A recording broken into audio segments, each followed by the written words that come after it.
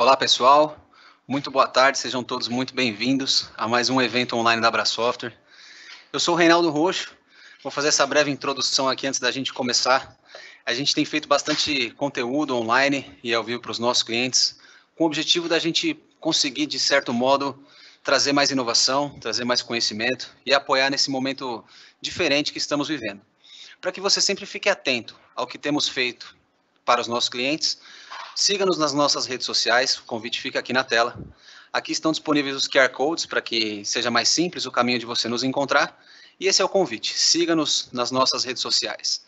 Hoje, a gente vai conversar um pouco mais a fundo sobre a importância dos dados de uma maneira geral e como a gente pode construir uma jornada para conseguirmos levar esses dados para a nuvem. Temos uma série de convidados especiais, e tanto Microsoft quanto Red Hat.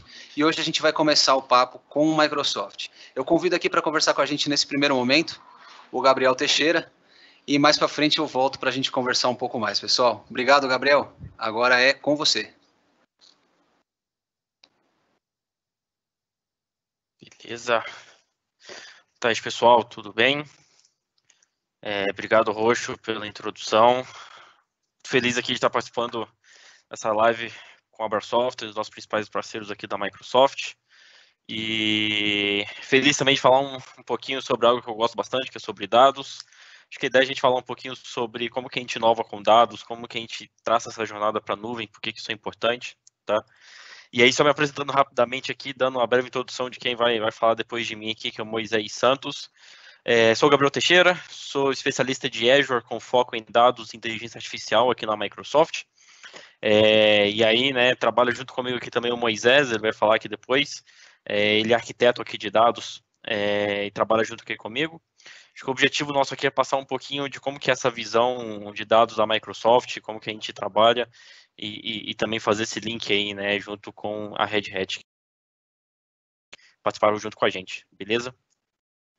Um ponto super interessante aqui, quando a gente fala, né, de dados, por que a gente traz esse ponto de inovar com dados? O que isso tem a ver, né, com toda a parte de transformação digital? O que isso tem a ver quando a gente fala de transformação digital? E aí, a gente tem aqui no meio esses pilares, né, quando a gente olha dos pilares de transformação digital, isso é uma visão não só da Microsoft, mas uma visão de mercado também, né? A gente tem todo um ponto de engajar os clientes, empoderar os nossos colaboradores, otimizar operações e transformar produtos. É extremamente importante a gente fazer esses 4 pilares, né? Até para competitividade de mercado, a gente mantém a empresa extremamente atualizada, e a gente está sempre trabalhando com novas tecnologias, a gente está sempre entregando mais para os nossos clientes e sendo diferente competitivamente no mercado. E o que isso tem a ver com dados, né? O que isso tem a ver em inovar com dados? Tudo, né? Quando a gente fala hoje e olha para a questão de Big Data, a gente trabalha com dados, ele tem uma total correlação com a transformação digital e como que a gente enxerga o negócio, né? Tem tudo a ver com a nossa cultura e com a mudança, não só, né, com toda a parte de transformação que os negócios estão passando, toda a parte de inclusão, mas tudo isso reflete em como que a gente trabalha e transforma os modelos de negócio das nossas empresas. Tudo isso está ligado com dados. E quando a gente passa a olhar os dados, quando a gente passa, né, não só os dados históricos, mas também olhar isso em tempo real e olhar isso para frente, ou seja, eu começar a fazer aquela análise preditiva e começar a predizer utilizando os dados que eu possuo, eu começo, né, a ter toda uma transformação do meu modelo de negócio, eu começo a ser mais competitivo dentro do mercado, e aí eu passo a reinventar os processos, porque eu vou estar tomando decisões de negócio em cima dos meus dados, eu vou estar analisando esses dados, e vou estar trazendo esses insights de negócio com base no que eu tenho de conhecimento, e aí vem esse último ponto que é, né, dados para resultados. Então eu trago desempenho, eu trago valor, e eu trago novos processos, né, e novos modelos de negócio com base nos dados, ou seja, toda análise que eu consigo fazer em cima da minha empresa, ela vem em cima disso. Então tem total a ver com a transformação digital, né? E principalmente uma das bases. E aí é um ciclo, né? Você vê que uma vez que eu tenho dados para resultados, eu entrego mais desempenho, eu entrego mais valor, eu tenho de novo, uma mudança na cultura, eu tenho, né, todo esse compromisso com transformação, inclusão, eu crio e transformo novos modelos de negócio, novamente, eu reinvento novos processos, ou seja, é um ciclo de sempre estar se renovando e sempre trazendo novos processos e trazendo mais competitividade para a empresa dentro do mercado, certo? E aí um ponto que é muito interessante quando a gente fala também de dados, ou seja, eu tenho toda a minha transformação digital, eu inovo com dados, sendo um dos pilares dessa transformação digital que eu tenho, eu reinvento os meus modelos de negócio, eu reinvento os meus processos, eu trago esses novos valores e trago um desempenho maior para a minha empresa, e com isso, é extremamente interessante, né? Parte do caminho para chegar nesse ponto é qual que é o insight que eu vou tirar? E aí é algo super interessante que, quando a gente olha os nossos dados, quando a gente pega essa base histórica, eu passo a analisar ela, eu passo a observar e passo a ter esse compromisso, né, de estar sempre analisando essa base de dados que eu tenho, a gente chega em insights, informações passam a se tornar acessíveis para toda a empresa e eu facilito a tomada de decisão e eu facilito toda essa análise interna da minha empresa. Então, é extremamente importante, uma vez que, quando a gente está falando de transformação digital, quando a gente está falando de inovação, dados tem que ser a base disso, né? Porque quando a gente fala de Big Data, a gente fala de inovação, a gente fala do volume de dados que a gente tem, e a gente vai ter, isso vai crescer exponencialmente nos próximos anos, a gente precisa analisar isso, a gente precisa trazer esse insight, né? E é uma provocação super positiva, que é como que a gente está fazendo isso hoje? Quais os pontos que a gente precisa superar para poder trazer esse insight em cima dos nossos dados e a gente trazer todo esse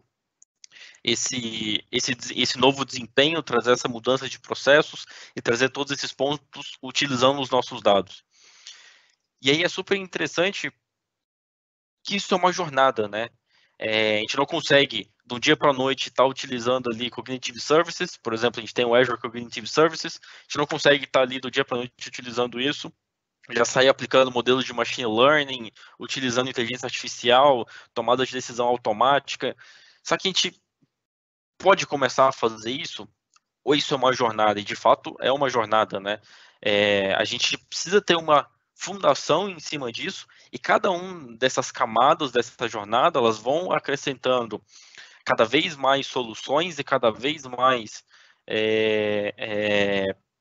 maturidade em cima dessas soluções, para que eu consiga, ao longo dessa jornada, amadurecer todos os pontos que eu tenho em cima dos meus dados, ter uma base bem montada, bem estruturada e ter uma solução bem estruturada e que vai trazer valor e que vai trazer essa vantagem competitiva da minha empresa no mercado.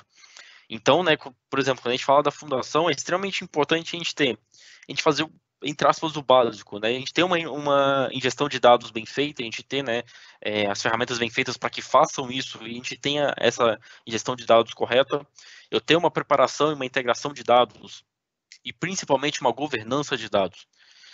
Hoje, alguns pontos, eu vou abordar isso um pouquinho mais na frente, o quão complexo é a gente ter essa governança de dados e muitas empresas não têm isso, né? Como que a gente traz essa governança, traz essa fundação para que a gente tenha todos os nossos dados tendo uma gestão correta, uma preparação correta, uma integração correta para que a gente consiga chegar nesses próximos passos e utilizar, né, toda a parte de robotização, eu trazer machine learning, eu trazer esses modelos preditivos para que aí sim eu traga, né, valor, desempenho, eu traga uma tomada de decisão ainda mais única e ainda mais personalizada para a minha empresa. Então, de fato é uma jornada que ela não é tão simples de ser feita, mas também ela é uma jornada impossível, e cada camada dessa ela vai acrescentando todos esses pontos que são necessários para que a gente consiga chegar no final e estar utilizando todas essas ferramentas que mais pareçam avançadas, a gente consegue utilizar isso ao longo dessa jornada. E aí um ponto que é interessante que né, para a Microsoft não é a nossa meta isso daqui. É principalmente o nosso sonho, quando a gente olha para os nossos clientes, a gente olha para o mercado, que é entregar resultados para toda a organização através dos dados. E isso vem muito forte com qual que é a missão da Microsoft, né? Que é empoderar cada organização e cada pessoa no mundo a alcançar mais. Então, de fato, a gente pode fazer isso através dos dados, né? E a gente consegue entregar mais resultados, a gente consegue entregar mais valor através dos nossos dados. Se a gente fizer essa jornada, a gente tiver uma análise bem feita, a gente tiver esse aprofundamento em cima dos nossos dados e utilizar isso para tomada de decisão, a gente consegue sim entregar esses resultados para toda a organização através dos dados. E vocês veem, né, os 4 principais pontos da transformação digital, eles estão estritamente ligados a Analytics e inteligência artificial. Toda a parte de inteligência, né, quando a gente fala não só do o BI, né, olhando para o BI tradicional, mas quando a gente fala de Business Intelligence, de fato, como a gente dá inteligência de fato para esses dados e dá inteligência para o negócio, né, esse que é o principal ponto. Isso tem que ser uma das bases da transformação digital. E aí um ponto interessante, que é, né, beleza, eu já sei qual que é o sonho. O sonho é a gente entregar valor através dos dados, a gente ter todo esse mundo mágico, machine learning, inteligência artificial, porém tem alguns pontos aqui, né? Os principais desafios que a gente enxerga nisso. A gente tem uma série de pontos que a gente precisa transpor para poder chegar lá. E aí um ponto deles é, né, como que a gente migra dezenas de bases de dados distintas? Como que a gente unifica isso? E entra o ponto, por exemplo, que eu falei, como a gente tem uma ingestão única de dados, uma ingestão personalizada, uma preparação desses dados, como que eu faço também toda uma governança em cima disso? E aí tem outros pontos, né, como que eu garanto a continuidade do negócio, como que eu mantenho isso ao longo do tempo e eu tenho uma base sustentável, eu consigo fazer uma análise sustentável desses dados. E aí um outro ponto também que muitas pessoas se perguntam, a cloud pode aumentar os meus custos? E de fato não, ela é mais barata, mas como que a gente mostra isso, né? Tem todo no cálculo do ROI por trás disso, o TCO e vários outros pontos que quando a gente olha para esses desafios, a gente consegue transpor eles. Só que são muitos desafios que durante essa jornada, durante essas etapas, a gente precisa transpor ele e vocês vão ver que no final a gente consegue trazer sim esses valores utilizando os dados. E aí um ponto super interessante, quando a gente olha, né, olhando para soluções on-premises e olhando para demais soluções de organizações que têm, né, já um grande volume de dados, ou não necessariamente, mas olhando para esses desafios comuns, é extremamente comum a gente ter silos de dados, né, eu ter limitação de desempenho, complexidade da solução, né, que está ali on-premises, tempo de resposta, inclusive olhando para o budget, ou seja, é super comum ali, né, eu ter um DBA trabalhando ali de madrugada para poder trabalhar com esses dados, eu ter, né, esse silo de dados, eu não ter a governança desses dados, eu ter limitações de desempenho, isso acabar comprometendo a análise que eu preciso fazer e todo esse trabalho que eu preciso ter com os meus dados. Como que a gente transpõe esses principais desafios, que hoje são desafios, né, dentro de uma realidade comum? Como que a gente faz para poder transpor isso? E aí a gente tem algumas vantagens e algumas soluções super interessantes para que a gente consiga transpor, a gente consiga passar esses desafios, né? E aí hoje também é um ponto super interessante que grandes clientes, e aí principalmente, né, tem grandes companhias olhando para fora do Brasil, tem alguns cases super interessantes da Microsoft já com isso.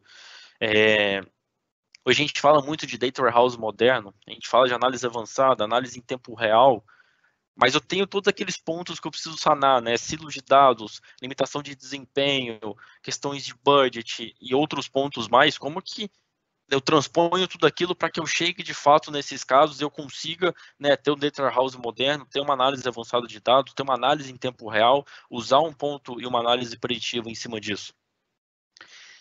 E aí tem alguns pontos, né?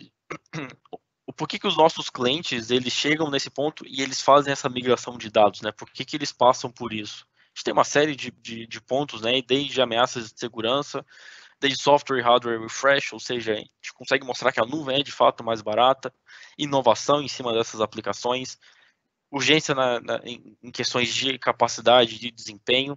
Então tem uma série de pontos que a gente pode levar em consideração na hora de fazer essa migração, na hora de, né, trazer essa inovação para dentro e olhar para os dados e entrar dentro dessa jornada, entender quais soluções a gente pode aplicar e a gente começar a entrar nessa jornada, tem uma série de pontos que a gente consegue entrar nisso e transpor aqueles principais desafios que a gente tem. E aí um ponto, né, até passando esse slide aqui, mas um ponto interessante que é, né, como que a Microsoft e o Azure, né, ele trabalha e a representatividade em cima disso no open source, que isso também facilita na hora de fazer essa migração, de entrar nessa jornada, né, são alguns números super expressivos, mas assim, mais de 50% das VMs são Linux, e aí é algo que é super engraçado quando a gente alinha na Microsoft com Linux, e hoje não mais, né, hoje é super comum. Então um ponto também, quando a gente olha para o open source, é super comum e facilita essa ida para essa jornada também, certo? Então, só alguns pontos, a gente tem os principais desafios, mas a gente consegue transpor eles, a gente consegue trazer os principais pontos olhando para dados, né, que tem que ser a base dessa transformação digital. E aí um ponto super interessante que é, né, como que a gente faz o seu sonho se tornar realidade? E aí, para mostrar um pouquinho de como que isso pode se tornar realidade, trazer esse principal ponto, eu queria chamar o Moisés Santos, que é o nosso arquiteto, para poder falar um pouquinho e trazer essa visão para vocês também. Perfeito?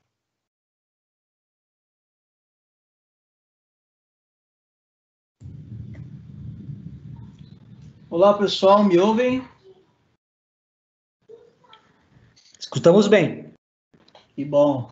Boa tarde, prazer estar com vocês. Eu sou Moisés Santos, sou arquiteto de dados e inteligência artificial aqui na Microsoft. Prazer estar com vocês. E após todo esse discurso aqui do Gabriel, né, é muito interessante porque a gente consegue observar como que os desafios que nós enfrentamos nos dias a dias, né? Nós visitamos muitos clientes e trabalhamos em muitos projetos e vimos os projetos nascer do zero e podemos observar como esses desafios são transpostos no dia a dia. Então, indo adiante um pouquinho, nós vamos observar o quê? Que quando a gente começa a falar de inovar com os dados, basicamente o que eu estou fazendo? Eu estou habilitando aquilo que eu tinha o desejo de fazer lá no passado, que é tornar aquela possibilidade de sair de uma análise descritiva, de uma análise diagnóstica, trabalhar com análise preditiva, trabalhar com análise prescritiva, cognitiva, ou seja, avançar naquela curva de maturidade analítica com menos esforço que eu tenho hoje, né? Então, avançando um pouquinho, nós vamos observar o quê? Que hoje, os approaches que nós temos para trazer a nuvem para esse hub de dados, um hub de dados consolidando essas informações, fazer com que eu acabe com aquele problema de escaladar, tem que ficar comprando servidor, memória, tem uma plataforma comum para tratar esses temas, traga a inteligência artificial aí para dentro dos meus dados, ele seja um problema que eu não tenho que me preocupar. Eu me preocupo menos com tecnologia e mais com a informação, mais com a análise de dados, que é um sonho muito perseguido há muitos anos. Tem alguns anos que eu trabalho com os dados e desde que a gente fala em BI, o sonho é a gente gasta e vire aquela curva, né, inverta. Ao invés de eu gastar 80% do tempo preparando o dado, eu gasto 80% do tempo analisando dados, né? E avançando um pouquinho mais, nós vamos ver como que o Azure ou o Analytics, ele roda dentro do Azure. Quando eu falo dentro de Analytics ou dados, ou inovando com dados dentro do Azure, nós temos N possibilidades. Nós falamos ali de open source, nós falamos ali de múltiplas capacidades, mas eu tenho, por exemplo, hoje um elemento central é o Azure Synapse Analytics. É a ferramenta fantástica, aquela que vai habilitar um hub de dados central para você ter a capacidade de analisar informações, conectar com o Machine Learning, conectar com o Power BI, conectar nas suas origens de destino. Mas, além disso, a gente tem uma solução, que é o Azure Databricks, totalmente embutida na nossa solução, que é um processador poderoso, uma engine de processamento de dados poderosa para processar em memória através do que o mercado conhece como Apache Spark, né, muito conhecida, muito popular para quem trabalha com ciência de dados, né, Machine Learning, também, que é um preparador de dados. Além disso, nós ainda temos o Azure AD Insight, o AT Insight, que ele nada mais é do que um Hadoop. Então, assim, se você trabalha num approach, eu sou mais próximo de um Hadoop open source, então eu gosto de controlar ali todos os meus componentes open source. Então, você tem o Azure AD Insight, que é uma implementação do Hadoop, que você vai poder controlar todos os componentes no formato open source, e a gente simplesmente vai fornecer um cluster gerenciado, com segurança, governança, SLA, disponibilidade. Eu quero trabalhar com Databricks. Por quê? Porque eu programo em Python, porque eu programo em Scala, e porque eu sou um cientista de dados, preciso prover um ambiente de governança de dados para o meu usuário final. Então, Databricks. Mas eu quero um hub central, porque eu quero trabalhar ao mesmo tempo com dataset, eu quero trabalhar ao mesmo tempo com conectando em modelo de dados, e eu tenho um Power BI que eu já quero agilizar, e também quero fazer uma estratégia de Data Lake House ali para o meu usuário final. Então, o Synapse Analytics é aquela base de dados escalável, em columnar, em memory, com virtualização de dados, que vai centralizar todos os recursos, inclusive com pipeline, mas eu vou mostrar para vocês, tá? Não vai ficar só no meu discurso aqui, não. E, como elemento central de armazenamento aí, toda empresa hoje que eu converso, pessoal, e assim, são centenas desses anos, elas pesquisam e procuram e precisam ter uma estratégia de Data Lake. Só que a estratégia de Data Lake, não é um bicho de 7 cabeças. Pelo menos não para nós que já analisamos e aprofundamos e temos soluções para isso, né? E nosso papel é esse, é mostrar para vocês que uma estratégia de Data Lake puramente sozinha, ela não funciona simplesmente sozinha. Uma estratégia de Data Lake, eu tenho que lidar com diversos formatos de arquivos, novos de dados, interfaces com aplicações. Eu preciso saber quais as camadas, como é que eu processo esses tipos de arquivos, para que esse Data Lake não vire um rio Tietê de dados. E como é que eu vou processar esses dados com tanta ferramenta que eu tenho no mercado? Se você olhar o Big Picture hoje de ferramentas de Big Data, de análise de dados, você vai ver um mapa com milhares de soluções. Como é que eu trabalho isso? Nosso papel é desmistificar isso, tá? Mostrar um caminho mais simples para vocês. Então, no próximo slide, o que eu começo mostrando? Eu vou mostrar que, quando eu falo de Synapse, ou eu chamo de ambiente moderno de analytics aqui, eu estou falando de um componente central, um hub, aquele sonho se tornando realidade, lembra?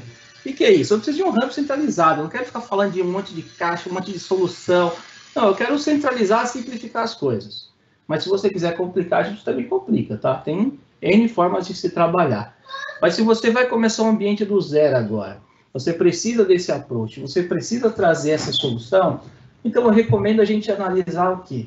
O Azure Synapse Analytics como esse ambiente moderno de analytics. E você vai ver que não é simplesmente DW. Ele vai trazer também aquilo que está no Data Lake, ele vai trazer aqueles dados que estão em tabelas relacionais, ele vai conectar com o Power BI diretamente dentro da própria ferramenta, vai conectar com os pipelines de Machine Learning, vai trazer estratégia de ETL para dentro do banco de dados. A gente nunca viu isso antes. ETL sempre foi uma coisa separada de banco de dados. Gente. Se você é profissional de mercado, você deve saber disso. A gente sempre teve ferramentas de ETL. Eu, por exemplo, já trabalhei com várias ferramentas de ETL, desde a informática, Power Center, já trabalhei com o DI, fui instrutor de Oracle Data Integrator, já trabalhei com outras ferramentas de integração, sempre foi separado de banco de dados. A primeira vez que a gente vê aqui no mercado, revolucionando aqui um banco de dados que traz uma ferramenta de ETL ou de Pipeline Integration, é aqui dentro do Azure Synapse Analytics. Avançando um pouquinho, porque eu já vou entrar na demo aqui, eu vou mostrar, dar bastante recurso aqui para vocês. Aí a gente começa a construir, dividir, preparar melhor essa camada e mostrar para vocês o que seria essa organização desse Data Warehouse moderno, né? Esse Data Warehouse moderno que ele tem que lidar hoje, e quando eu falo Data Warehouse, pessoal, não é uma base de dados, estamos falando de um conjunto como um todo, a paisagem. Porque aqui eu vou ter dado relacional, vou ter dado estruturado, vou ter OLAP, MOLAP, vou ter ROLAP, vou ter diversos formatos de dados. Mas pensa comigo aqui, ó, quando a gente estrutura essas camadas de dados, eu tenho o desafio de ter fontes estruturadas, dados não estruturados, eu tenho aplicativos distintos, base de dados do meu RP, lá dos meus serviços que eu tenho que manter, meus legados, todas essas informações, elas rodando on-premise hoje. Então, eu preciso ter uma ferramenta de ETL, o que a gente chama de ingestão, preparo, ou seja, uma movimentação de dados. E aí, quando eu venho para um ambiente moderno como esse, eu tenho ferramentas como o Azure Data Factory, que ele vai ser responsável por conectar, trazer e fazer ingestão dos dados. Se eu quero fazer isso em memória, através do Apache Spark, uma preparação avançada, o ETL avançado, eu tenho ainda opcional, o Azure Databricks, que vai fazer isso 10 vezes mais rápido porque está processando em memória. E ainda 100 vezes mais rápido do que era feito lá no Hadoop. Né? E aí, quando a gente vai para a camada de modelagem, significa que eu estou trabalhando com um dado mais rico, um dado enriquecido, curado, tratado. É um dado que eu já estou trabalhando no formato do Datamart. E dentro do Datamart, aqui eu tenho um dado interessante. Por quê? Porque a gente tem benchmarks que mostram hoje que ele é até 14 vezes mais rápido e custa 94% menos do que os nossos principais concorrentes. E os nossos principais concorrentes, vocês sabem quais são, não vou nem falar.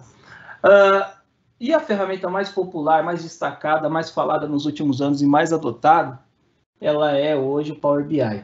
Ela é líder isolada pela facilidade de uso, conector nativo, desenvolvimento nativo dentro do Synapse, vou mostrar para vocês. E o Data Lake sempre vai ser aí a solução premium de storage barata que vai rodar dentro que vai integrar toda essa camada, vai fechar todo esse padrão. Bom, eu gostaria de saber se eu posso compartilhar minha tela aqui. Vocês conseguem me dar uma análise aqui, um acesso?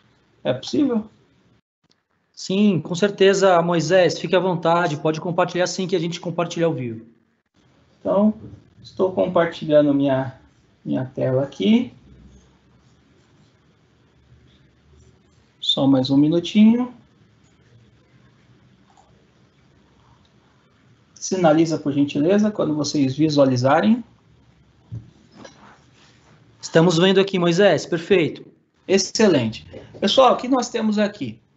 Esse aqui é o portal do Azure, para quem não conhece ainda, para os que já conhecem, já vão se sentir em casa aí, mas basicamente eu tenho todos os meus recursos disponíveis aqui. Eu, evidentemente, tenho uma versão que eu criei para a gente fazer essa avaliação aqui.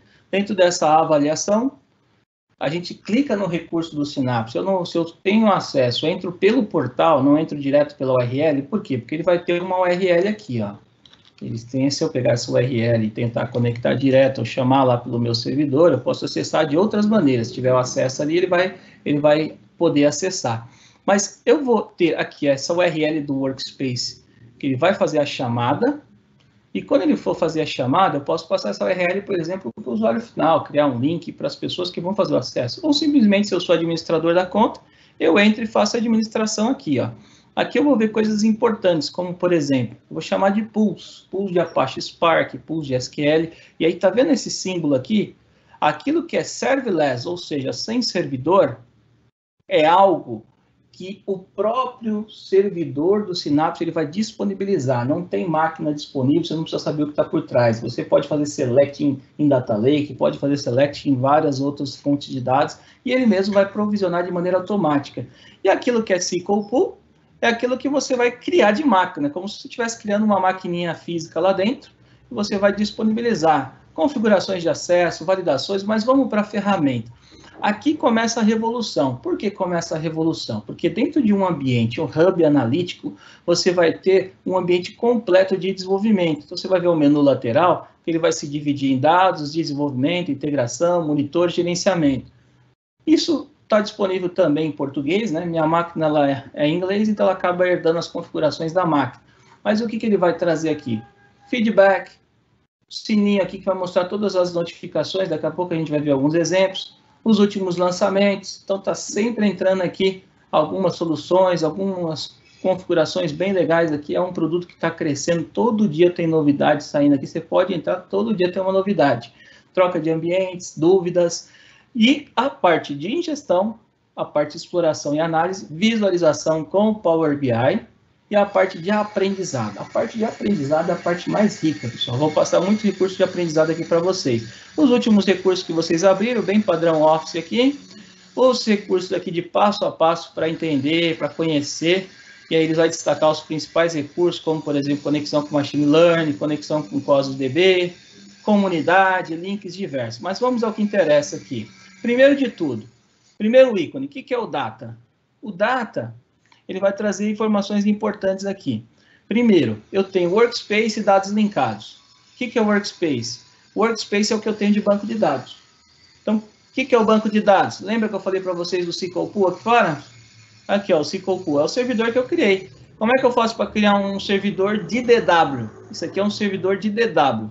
Servidor de DW, eu vou dar um nome para o servidor. Então, SQL Pool 02, por exemplo, o servidor de venda 02, e aqui você escolhe o tamanho dele. Então, ó, o tamanho dele vai custar R$ 4,86 por hora, com uma capacidade 100. E aí eu tenho detalhamento, ó, exibir detalhes de preço, ele vai mostrar o custo dessa unidade, que envolve processamento e memória já. E aqui dentro desse custo, você vai desde o mais barato até o mais caro. A gente geralmente sempre começa a boa prática do menor e vai aumentando, escalando dentro do orçamento que a gente tem. Passo a passo, o que eu vou configurar? Se ele vai restaurar um backup, se ele vai ter um ponto de restauração, nenhum. Vai criar um banco do zero, o collation aqui, a ordenação, revisar e criar. Então, o que ele vai fazer? Se eu quiser, eu posso colocar uma tag nele e falar assim, ó, ambiente, aí eu vou colocar desenvolvimento, aplicação, vendas 01. Você vai achar tudo. Tá vendo esse campo de pesquisa aqui? De onde você procurar ele e colocar essa referência, você vai achar. Então, ele vai criar essas tags, reviso, mando criar. Ele está criando um pool aqui em cima, tá vendo? Volto aqui para o Synapse. Também posso fazer isso aqui dentro do estúdio, desse Workspace aqui. Tá vendo que só tem um Synapse Cycle Pool 01. Se eu clicar dentro de Cycle Pool aqui, o que ele vai ter? Tabelas. Tabelas externas. Não tem nenhuma tabela aqui. Recursos externos. Views. Não tem nada. A gente vai criar isso daqui. Isso daqui, o que é isso daqui? Test Cycle. Test Cycle é recurso externo. Ele não está aqui. Ele está lendo de fora. Se eu não tiver nenhuma tabela para testar aqui, deixa eu até apagar esse... Daqui a pouco a gente vai dar um drop nesse ambiente aqui, para vocês validarem. Então, isso aqui são bancos de dados que você cria dentro do Synapse. Agora, se eu quiser trabalhar com banco de dados externo, como é que eu faço? Eu venho aqui em banco de dados externo, você vai ver que tem Azure Data Lake Storage Gen 2. Lembra que eu falei que o Data Lake era um elemento central, né? Então, esse Data Lake Storage Gen 2, ele está linkado com um Data Lake externo. Então, ele não está trazendo para dentro do Synapse. Ele está lendo de dentro do Data Lake. Aqui dentro do Data Lake, quando eu clico aqui, desse objeto que está externo, outro objeto, ele vai fazer uma navegação dentro do Data Lake. Então, eu clico aqui em janeiro, por exemplo. Se tiver dados lá dentro, toda a carga que eu fizer lá dentro, ele está navegando dentro da estrutura de diretório do Data Lake. Ele vai achar os arquivos que ele processar lá dentro e vai copiar esses arquivos, trabalhar esses arquivos, fazer select dentro desses arquivos que estão lá dentro. Nós vamos processar um daqui a pouco. Mas eu quero linkar uma base externa. Então, o que eu tenho de opção aqui, quando eu vou adicionar um banco de dados? Se eu colocar aqui, ó, no Workspace SQL Database, então eu posso conectar outro pool, aquilo que é sem servidor, um serverless, ou aquilo que é dedicado, criar um pool dedicado, que é um conceito novo. E aqui eu posso conectar a dados externos. Quando em dados externos, o que ele está falando? Ó, vai conectar num Blob, vai conectar num Cosmos, vai conectar num Data Lake. Ele vai buscar aquilo que já está criado. Então, vai buscar ele lá dentro. Agora, se eu quiser fazer um Integration Dataset, olha isso. O que ele está fazendo? Eu tenho 90 conectores, mais ou menos, aqui dentro. Eu vou passar devagar para você ir olhando, talvez você se identifique com alguma fonte aqui. Primeiro, aquilo que está no Marketplace da Amazon, Redshift, S3, Impala, o Azure Data Lake Storage Gen 1, Data Lake Storage 2, não só serviço de Azure, tá? Tem a categoria aqui que mostra tudo que está no Azure, que ele conecta, até o Databricks Delta Lake, que é algo bem novo também, SQL Database, próprio Synapse, ele conecta Synapse para Synapse, Database aqui, a gente vai falar de Redshift, DB2, Oracle, e Oracle é muito fácil conectar no Oracle, gente, é muito fácil. BW, SAP, Presto, SAP HANA, SAP Table, Spark, Sybase, Teradata, tem muitos casos de Teradata aqui, Vertica, File, a gente vai lá buscar dentro do S3, traz do bucket, vai no FTP, traz o arquivo do FTP, vai no File System, mapeia através de um conector, vai lá no S3 do Google Cloud, vai lá no Hadoop File System, HTTP, SFTP, ODBC, OData, se mesmo assim não tiver nenhum desses aqui, cara, não tiver REST, aí esquece. NoSQL, aí a gente vai para Services e Snaps, e aí tem serviços de SaaS também. SaaS, vai entrar o Dynamics, vai entrar o Magento, vai entrar o Office 365, SAP PCC, Salesforce, gente, tem muita coisa, a gente já agiliza muito aqui.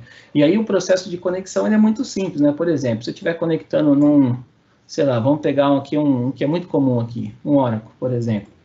Você vai conectar num Oracle, ele vai conectar no Oracle Table aqui, e ele vai pedir as configurações desse Oracle Table. Então, se é um Linked Service, ele vai pedir para criar um new. Então, vai colocar o nome da conexão, BD-ORCL 01. E aí ele vai usar um Integration Runtime, que é uma ponte, como se fosse ali um gateway, né? Você vai colocar o host, vai colocar a porta, o seed do Oracle, vai seed dele aqui, ó, username, password, pronto. Próxima tela ele testa a conexão, acessa o esquema, já importa as tabelas e você vai trabalhar com as tabelas. Eu vou descartar porque eu não tenho nenhuma base de Oracle aqui, mas os parâmetros você vai colocar qual tabela você quer importar, qual o valor, parâmetro. Tudo que ele faz, ele gera configuração em JSON file. Isso ajuda depois a se exportar de ambiente para ambiente e eu vou mostrar uma coisa bem legal aqui, ó. Tá vendo que eu estou dentro de um GitHub aqui? Isso significa o quê? Que eu consigo trabalhar criando branches dentro de um repositório. Então, eu consigo fazer versionamento de código-fonte. Tudo que eu desenvolvo, eu consigo criar gateways de aprovação e eu trabalho integrado, fazendo validate, commit, publicando isso dentro de um repositório. E eu vou mostrar um exemplo prático disso para vocês, porque eu estou fazendo só uma pincelada aqui em linhas gerais. Então, o que eu fiz? Eu estou fazendo integration dataset. Bom, como eu não tenho tabela aqui, vou deletar ele. Deletei, joguei fora. Mas se eu quiser linkar, por exemplo, fazer um integration dataset aqui com um recurso que esteja no Azure, e eu vou pegar um Data Lake Store Gen 2 aqui. Ele escolhe o tipo de arquivo que eu estou trabalhando dentro do Data Lake. Então, de repente, eu estou trabalhando com o arquivo Parquet, o arquivo Ava, o arquivo JSON. Ele já tem suporte nativo para todos esses arquivos. E mais do que isso, eu não tenho nenhum arquivo aqui para fazer um teste. Tá vendo esse botãozinho Browse Gallery?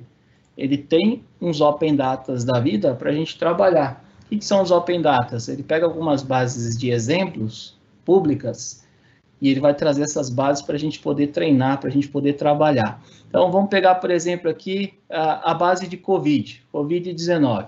Então, você clicou na base de Covid, clicou aqui em continuar. Ele tem uma amostra dos dados aqui, que tipo de dados ela traz, vai ter a descrição, vai ter aqui o modelo, de onde que ela foi coletada, da Organização Mundial da Saúde. Você adiciona esse dataset, qual que é o volume dela. O que ele fez? Eu estou dentro de linkado, dentro do subgrupo de datas, e aqui dentro ele criou um link, Trusted Server Advisor, para um arquivo linkado de um Data Lake. Então, eu venho aqui, clico 2 vezes, estou navegando dentro de um Data Lake, ele vai ter, cadê ele aqui? Cadê o dado aqui que eu estou trabalhando? Deixa eu pegar isso aqui. Deixa eu trabalhar essa. Eu criei uma tabela aqui de Synapse. Eu acho que eu esqueci de salvar aqui, gente. Me perdoe, estou ficando maluco aqui. Então, deixa eu pegar ele aqui, vou fechar para não confundir. Vamos lá de novo. Browse Gallery. Sample. Contínuo. Adicionar dataset. Ó, ele vai falar que já está aqui o dataset, ó. Ó o dataset aqui. Clico 2 vezes nele, ou botão direito aqui, New SQL Script, Select Top 100 Rows. Olha aqui, isso aqui está uma das partes mais interessantes. Primeiro, eu tenho a possibilidade de trazer as 5 primeiras linhas ou trazer todas as linhas. Isso é propriedades, fecha aqui do lado. O que mais que eu posso fazer aqui, pessoal? Aí eu posso pegar, isso é uma query, tá vendo? É um T-SQL normal. Dentro desse T-SQL, olha que interessante. A gente pode colocar qualquer campo aqui, tá? Ele está dando um top aqui, está pegando os 100 primeiros registros. E o que ele está fazendo? Se eu pegar e dar um rodar aqui, ele vai lá dentro daquele Data Lake e dentro desse Data Lake, ele vai executar essa query para mim, olhando dentro desse repositório, que é um arquivo Parquet, ele está abrindo esse arquivo Parquet, está trazendo esse dado para cá, e está me trazendo o resultado de uma query. Se eu quiser visualizar isso daqui como um gráfico, eu venho aqui e ele mostra que o gráfico está escalando, subindo. Inclusive, eu posso mostrar até isso aqui como barra, isso dentro do banco de dados, tá? Não estou nem colocando no Power BI ainda. Então, estou fazendo, e posso salvar, pegar esse resultado, ó, salvar como uma imagem. Pego esse resultado aqui, salvo como um CSV, como um XML. Então, eu estou mostrando para vocês, e ele está usando o quê? Built-in. O que é o built-in? SQL Serverless, ou seja, a capacidade do próprio Synapse de retornar isso daí sem usar. Se eu quiser usar meu servidor que eu coloquei aqui, eu posso usar meu servidor. Mais do que isso, eu tenho que correr, que o tempo é rápido e muita coisa para mostrar, tá, pessoal? Mas isso daqui é uma das principais funcionalidades, ou seja, isso aqui revolucionou. Se eu quiser acessar essa máquina aqui, ó, pega esse SQL Pool aqui, que eu acabei de implementar, e se eu quiser acessar ele de fora do Microsoft Studio lá, Studio Management, eu consigo acessar também. Se eu quiser acessar ele do Data Studio, então eu consigo acessar do Data Studio também, que é outro cliente. Eu não vou mostrar porque a gente não vai ter tempo hábil para mostrar. Tá? O que mais que eu faço aqui dentro do Synapse? Só para ilustrar um pouquinho mais. Vou desenvolver. Desenvolver o quê? Desenvolver SQL Script. Como é que eu desenvolvo? SQL Script, Notebook, Dataflow. O que é Dataflow? Dataflow é manipulação de campos. Não tenho nenhum exemplo aqui para mostrar para vocês. Então, vamos aqui, ó, Browse Gallery, Dentro de Browse Gallery, eu tenho um exemplo de notebook e SQL Script. Ele vai trazer um monte de exemplos aqui. Eu vou criar uma tabela com Spark. Eu vou fazer aqui, ó, abrir usando o Azure Open Data Sets, usando Synapse. Então, como é que eu faço isso? Como é que eu trabalho isso usando o Data Lake Storage em 2? Ele vai fazer isso. Como é que eu trabalho com o modelo de Spark predição? Ele vem pegar aqui, ele vai trazer para mim passo a passo. Eu abro esse notebook, ele vai abrir, ó, tem um SQL Script e tem um notebook. Como é que eu salvo isso? Simplesmente eu vou pegar e vou dar um validate. Ele vai salvar dentro desse repositório, ou posso sair do repositório, não vou trabalhar com Git, vou salvar local, vou definir um nome para ele, o nome eu posso alterar aqui, fecha aqui nas propriedades, e aí eu vou escolher um cluster aqui, escolho a linguagem que eu quero trabalhar, escolho o cluster, se eu não tiver nenhum cluster, eu crio um cluster aqui, mas ele vai trabalhar agora no formato Python, e posso alternar com o formato SQL aqui dentro do cluster também, que eu vou executando simplesmente célula a célula. Eu estou acabando aqui já, pessoal, mas só para mostrar, desenvolvimento, SQL Script, Notebook, Dataflow. Dataflow, como é que eu vou executar um Dataflow? Dataflow, se eu quiser, eu posso vir aqui também, na galeria, para mostrar para vocês. Não sei se eu vou ter algum Dataflow aqui pronto, mas eu tenho vários SQL Scripts que mostram, por exemplo, como é que eu vou trabalhar com arquivo CSV, como é que eu vou trabalhar com queries básicas, criar tabelas externas, ou seja, eu vou olhar tabelas externas, é como se eu estivesse trabalhando com view, virtualização de dados, tudo isso eu consigo trabalhar, ó, múltiplos lendo arquivos, pessoal, uma coisa que era muito difícil a gente ficar fazendo, aqui, ó, tá lendo arquivo, dando select dentro de arquivo, dentro de um diretório, usando simplesmente comando SQL, lendo de arquivo físico. Então, isso tudo é a facilidade de trabalhar com Synapse. Dentro ainda da parte do integração, vou criar pipeline. O que é pipeline? Eu queria ter tempo para mostrar para vocês, mas depois eu vou deixar as referências de onde vocês aprendem isso. Eu tenho vários exemplos aqui, então eu quero começar um pipeline copiando do Google BigQuery, eu quero começar um pipeline copiando do S3, eu quero começar um Delta Copy do base de dados, do SAP, do Oracle, deixa eu ver se tem algum Oracle aqui para mostrar para vocês, que é um caso muito comum, tá? A maioria dos clientes hoje, todo mundo que migra para nós vem de Oracle, não sei porquê, não sei o que está acontecendo do outro lado lá. Mas a maioria vem para o Oracle para cá. Então, ó, pega uma partição e traz para cá. Ou eu quero migrar de SAP. Tem muito cliente também que... Moisés, pois não. Só uma pergunta antes de você encaminhar para o final. Tendo em vista, primeiramente, o tempo e segundo as perguntas que a gente tem no chat. Tem uma pergunta bastante importante do Cássio aqui. Ele está gostando disso que você está mostrando de sinapses. E fez uma pergunta sobre Databricks, sobre a comparação das versões, mas isso depois a gente compartilha um material com você. E que ele está querendo saber se ele consegue testar esse ambiente, por quantos dias, quais as limitações. Então, eu vou passar para vocês, eu vou passar no chat aqui. Primeira coisa que você tem que fazer, criar um ambiente dentro do Synapse, né? Segundo, se você for cliente nosso, dá uma avaliada aí, como que a gente pode ajudar, mas se você quiser pessoa física, já começar testando, avaliando o ambiente, ó, coloquei no chat aqui, esse ambiente aqui de como é que você pode criar. Você tem $200 por mês, aproximadamente R$900, para testar. Se fosse na cotação real, né, seria muito mais que R$900, né, mas aproximadamente R$900 aí para você testar, e aí você pode criar uma conta, faz aí, ó, cria uma conta, você vai configurar teu passo a passo aqui. Depois disso, tem outro link que eu separei aqui para mostrar para vocês. Cadê? Tô com pressa, tá, pessoal? Que eu quero aproveitar o tempo, eu tô louco para ouvir sobre a Red Hat aí também. E aí a gente tem vários outros exemplos, e eu vou separar também alguns links para mostrar para vocês, mas tem um que eu quero mostrar para vocês, que é o Analytics in a Day, que você vai participar de um workshop, você vai se registrar para participar de um workshop, mas você vai digitar aí no seu browser assim, ó, aka.ms/learn. Por quê? Isso aqui é o nosso principal canal hoje de self-learn, tá? Além das entregas que a gente faz aí, que inclusive eu preparei alguns aí para uma vez por mês a gente faz. Se você digitar aka.ms/learn hoje, é o nosso principal canal de self-learn. No nosso principal canal de self-learn, o que você vai fazer? Você vai encontrar vários learning paths aqui dentro. Dentro desse learning path, você pode vir para o produto Azure.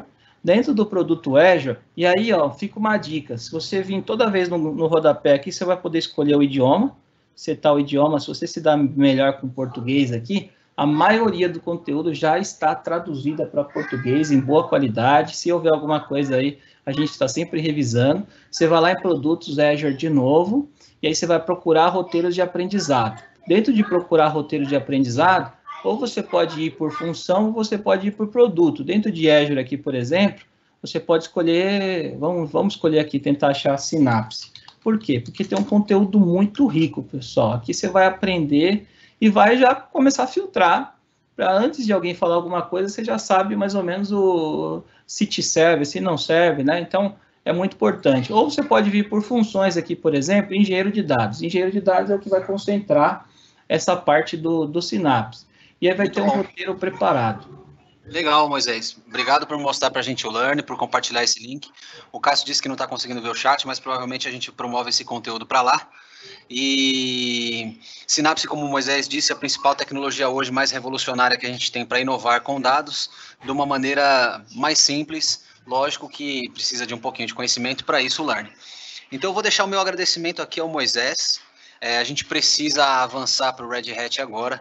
E para a gente avançar aqui, obviamente o chat continua, pessoal. Surgir alguma dúvida, fica à vontade. E para conversar com a gente agora e mostrar um pouco do que a gente tem na parceria com o Red Hat, eu vou convidar a Ana. Ana, fica à vontade, compartilhe a sua tela, seja muito bem-vinda a esse evento aqui. Obrigado, Ana. Obrigada, pessoal.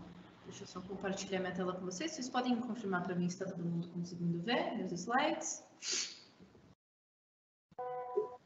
Estamos vendo, Ana, perfeito. Beleza, obrigada, pessoal. Bom, queria primeiramente agradecer o convite da Brasoftware para a gente falar um pouco de Hell, né? A gente ouviu bastante aí sobre dados, data, né? Isso é uma grandíssima parte de TI, mas eu vou mudar um pouquinho o assunto para falar da base, né, da maioria dos servidores Mission Critical hoje em dia, que é o sistema operacional, é o Linux que a gente já conhece, é o Hell que provavelmente vocês já conhecem há algum tempo, né? Então, a gente sabe que o híbrido é o novo data center, à medida que a gente está desenvolvendo novas estruturas de dados, novas estruturas de desenvolvimento de modelação de dados, a gente precisa de uma base para tudo isso, né? A gente precisa de uma base que a gente consiga trazer ela tanto para dentro de casa, tanto para uma cloud pública, como uma Azure, por exemplo, que é uma das grandes parceiras da Red Hat e é onde... Opa, deixa eu dar uma olhada aqui, não sei porque não apareceu. Deixa eu mostrar os slides aqui. Isso aqui, ó.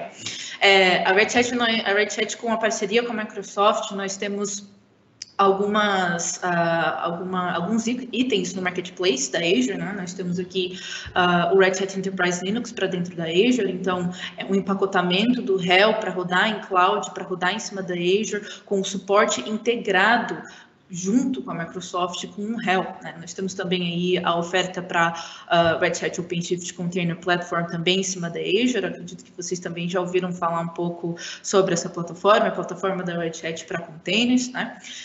Então, essas são as ofertas que nós temos com a parceria com a Microsoft, que é uma parceria importantíssima para a gente, mas a gente vai focar hoje no que o Hell pode trazer para SQL Server, né? Quais que são os passos que a Red Hat está tomando para poder caminhar numa base para SQL mais performática, que faz sentido e que evolui à medida que o Hell também evolui, né? Então, o Hell ele tem uma experiência extremamente otimizada para databases, né? A gente está na versão 8.3 do Hell, né? Acredito que a maioria do pessoal trabalhou com Hell 6, Hell 5, Hell 7. Nós já estamos na Hell 8, a Hell 9 também está quase já saindo. E a tendência sempre é que a Red Hat trabalhe para cada vez mais melhorar a performance do Hell para poder lidar com sistemas de dados, para poder lidar com SQL Server, por exemplo, né? Um artigo bastante interessante que eu deixo para vocês aí no chat no final. Nós tivemos um ganho de 20% de performance do Hell 7 para Hell 8.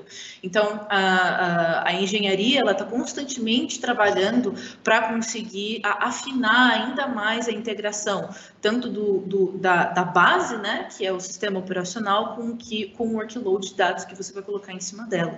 Então, a Red Hat ela sempre está caminhando em direção a essa esse melhoramento de tuning para um sistema operacional, justamente porque a tendência hoje em dia é a obesidade de dados, né? A tendência não é que a gente tenha menos informação, menos dados para tratar, menos dados para lidar. A tendência é que terabytes se transformem em petabytes e isso se transforme em incontáveis dados e necessidade de guardar esses dados de uma maneira constante, de uma maneira segura, né? E é exatamente isso que a Red Hat visa. E daí, uma reflexão interessante para fazer é, já que a Red Hat ela tem esse objetivo de conseguir trabalhar com a base de dados SQL, de conseguir trazer um sistema operacional que vai ser uma base segura, o que a gente vem trazendo ao longo dos anos, né? Porque o RHEL, ele é um sistema operacional conhecido há muito tempo e que vem tendo muitas atualizações, principalmente aí no último ano, tá? Aí na tela de vocês está um dos exemplos dessas atualizações, né?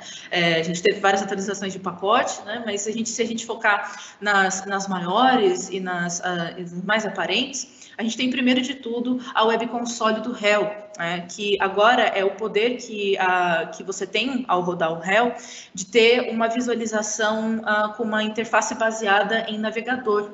Essa interface que está aí na tela de vocês é uma interface do RHEL 8.3, tá? O RHEL 7, ele tem essa interface da Web Console, e através da Web Console você tem uma visão macro e uma visão de entendimento extremamente clara de todas as atividades que aquela sua máquina está performando, tá? Então, independente se sua máquina está numa máquina dentro de casa, num servidor físico, ou sua máquina está numa public cloud como a Azure, você tem essa mesma visão e a Web Console se adapta ao que se adapta na estrutura que aquele RHEL foi instalado. Então, através da Web Console você tem visualizações de storage, você tem como gerenciar storage, você tem como gerenciar interfaces de networking, criptografias de networking. Então, é toda uma stack de visualização muito mais profunda do que o que a gente já está bem acostumado, que é o terminal, né? Lógico que o terminal não vai morrer. Dentro da própria Web Console do RHEL, nós temos uma instância de terminal rodando, mas o objetivo aqui é que verificar o comportamento daquela máquina e verificar a saúde daquela máquina, que muito provavelmente vai estar numa base de dados Mission Critical, é esse o objetivo da Web Console, né? E daí traz exatamente como o que eu falei para vocês. Aqui, aí na tela de vocês estão vendo uma visualização de File Systems. Então, logo da Web Console eu consigo ver todos os discos que eu tenho dentro dessa máquina. Nesse caso específico, tá, pessoal?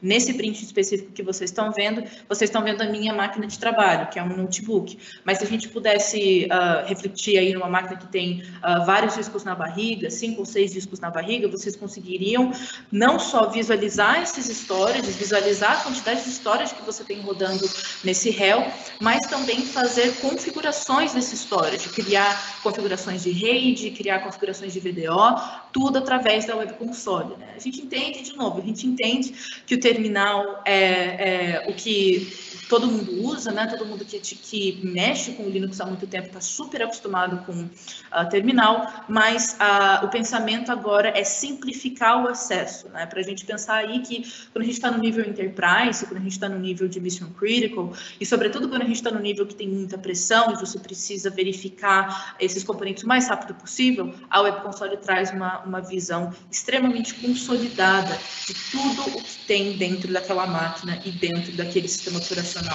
RHEL, né? E, indo um pouquinho além, que acredito que deve ser uma novidade para a maioria, tá? Dentro do RHEL agora a gente tem uma funcionalidade chamada Image Builder, tá? Que a gente chama de Blueprint, porque o Blueprint é o pacote do Image Builder. E para que serve isso, tá? Refletindo um pouco no contexto de dados, no contexto de banco de dados, efetivamente, o RHEL ele vem com toda uma preparação e com toda uma performance para atender a base de dados SQL. Mas a gente entende também, a Red Hat entende que é necessário ter uma flexibilidade dentro do sistema operacional. É necessário ter uma flexibilidade dentro dos pacotes que você vai ter dentro desse sistema operacional. E é daí que nasceu o Image Builder. O Image Builder, ele é a possibilidade de você criar imagens de réu completamente personalizadas para o que você precisa. Então, se você tem uma base que você vai subir ela agora, uma base que você precisa estudar como você pode tornar o SEO, que roda por debaixo dela, por exemplo, mais enxuto, mais limpo, mais clean, você consegue fazer isso através do Image Builder. Você consegue excluir todos os pacotes que não são relevantes para aquela aplicação, para aquela base de dados, para aquele banco de dados, e consegue aplicar e manter apenas os que são importantes e os que fazem sentido para o workload que você vai rodar em cima daquele réu. Tá? E mais importante, isso foi uma atualização extremamente nova. A gente está com essa atualização de Push to Cloud faz aí uns 2 meses. A gente tem aí agora a possibilidade de você criar essa imagem personalizada e empurrar essa imagem para uma cloud pública. E a Azure, ela está incluída nisso. Você consegue, através de uma máquina réu, essa máquina réu pode estar dentro da Azure, ela pode estar fora da Azure. Você cria essa imagem personalizada e você empurra para dentro do seu console de cloud. E através disso, você tem a facilidade de pegar aquela imagem que você modificou para o seu workload de dados ou para o seu workload no geral, colocar dentro da cloud que você está utilizando, jogar ela dentro da Azure e poder fazer o deploy dessa imagem personalizada direto, tá? Isso não era uma possibilidade há menos de 2 meses atrás. Antes você precisava pegar essa imagem que você criou e injetar na cloud de maneira manual. Agora vocês têm essa possibilidade de direto da máquina que vocês criarem essa imagem, vocês conseguem empurrar ela para a cloud e começar a utilizar, tá?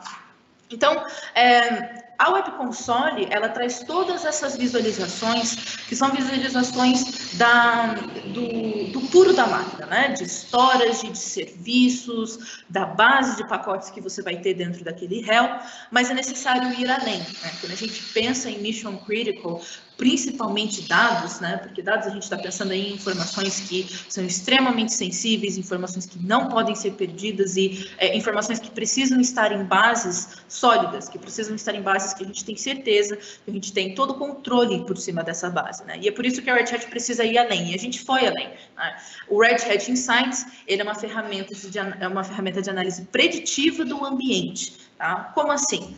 Se você tem aí, você tem um réu instalado, você tem a sua base de dados em cima do réu e você precisa ter uma visualização de qual está sendo o comportamento daquela máquina. Como aquela máquina está comportando em relação à base que eu tenho em cima dela, em relação ao workload que eu tenho em cima dela, como que eu tenho essa visualização. O Insight te traz essa visualização, tá? Para ficar mais dinâmico, tá, pessoal?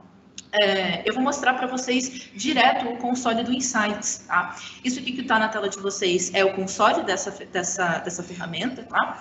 E através da dashboard você já tem uma série de informações sobre o workload e a base que você está rodando, que fatalmente vai ser réu, porque o Insights ele é exclusivo para o réu, tá? Então aqui você tem toda a sua dashboard, você tem visualização de patches, então através do Insights você consegue monitorar qual que é a última atualização daquela máquina. Dentro daquela atualização, por exemplo, eu vou até mostrar aqui para vocês, nesse caso, nessa instância de Insights específica, tá? O Insights ele roda numa cloud da Red Hat. Eu tenho só uma máquina instalada, que é a minha máquina pessoal, tá? E num contexto enterprise, você teria uma série de máquinas, né? Você teria 10, 15, 20, 50 máquinas aqui subscritas ao Insights. E, através do Insights, você tem toda a visualização de patches e bug fixes que a Red Hat vai periodicamente soltando para aquele workload. E você tem total controle de qual vai ser a aplicação daquele bug fix. Então, a gente pode usar um exemplo. A gente pode vir aqui e dar uma olhada nesse advisory, ou seja, advisory é o que o Insights ele está recomendando para você, ele está te mostrando que existe um bug fix importante para aquela máquina. E daí, quando você clica aqui, você tem toda uma descrição do que se trata aquela errata. Você tem exatamente todas as informações do que exatamente a Red Hat está fazendo dentro daquela errata. O que está sendo atualizado, o que muda, tá? Por que isso é importante? Porque os workloads, principalmente os workloads de data, você vai ter todo um conjunto de pacotes que vai ser a base do que você está rodando ali em cima. Se existe algum pacote por parte do réu que vai sofrer alguma modificação, que vai sofrer alguma grande atualização, você precisa ter controle disso. E o Insights te traz o controle disso. Ele te traz exatamente qual é o tipo dessa atualização, se é uma atualização de enhancement, se é um bug fix, se é uma atualização de segurança. Ele te traz toda uma descrição dessa atualização e ele te traz a possibilidade de você remediar essa atualização. Né? Nesse caso, se vocês verem aqui, quando eu clico aqui do ladinho, ele mostra para mim o Remediate, que fica azulzinho para eu clicar. Quando eu clico nesse Remediate, ele me traz numa visualização para eu criar um playbook de remediação. O que significa isso? Tá? Acredito que vocês conhecem a ferramenta da Red Hat de automação, que é a Red Hat Ansible Platform, e o Insights ele tem integração com isso. Então, você poderia criar um playbook de remediação e ele vai criar... Esse caso específico, ele não tem Ansible Support. Mas a ideia é que você consiga criar um playbook, o Insights, ele cria um playbook, uma automação para você resolver aquele bug fix, e você tem total controle sobre aquela automação. Então, você pode fazer o download dessa automação, analisar o que tem dentro dela e entender se aquilo faz sentido para aquele workload seu. Se você precisa modificar alguma característica desse playbook, se você precisa modificar alguma característica dessa automação, você pode fazer isso e o Insights apenas vai recomendar para você, tá? É claro que vocês também têm a possibilidade de fazer isso de forma automática, tá? Mas quando a gente está lidando aí com um workload que é mission critical, nem sempre as atualizações automáticas são as mais utilizadas, né? Então você tem um controle em cima disso com Insights. Então essa dashboard tem muito mais coisa que dá para mostrar com Insights, tá, pessoal? Estou pincelando por cima o que existe dentro da dashboard, mas vocês também têm aqui uma série de outras funcionalidades dentro do Insights que trazem o controle para o réu, para a base do réu do seu workload de dados, por exemplo.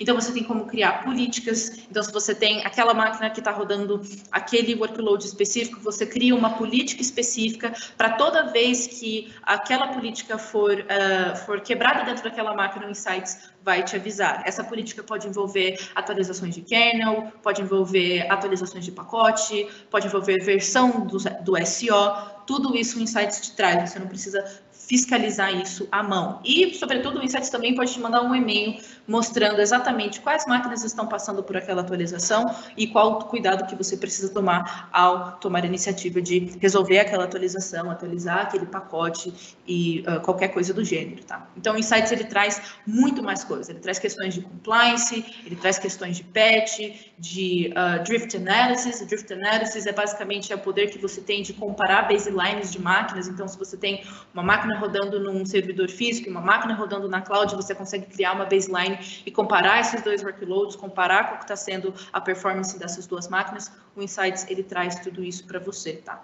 Lembrando que o Insights, ele pode rodar em qualquer lugar, tá? Ele pode rodar tanto numa máquina física quanto numa public cloud como a Azure. Isso não impede de você ter todas essas informações. E uma vez que o Insights vê que você está numa cloud, ele vai trazer informações, patches e CVEs, né, que são basicamente vulnerabilidades que a Red Hat encontra, ele vai trazer dedicadas ao ambiente que está sendo rodado, ele vai trazer dedicada ao Azure, por exemplo, e ele vai trazer exatamente quais pacotes precisam ser atualizados e por que eles precisam ser atualizados, tá?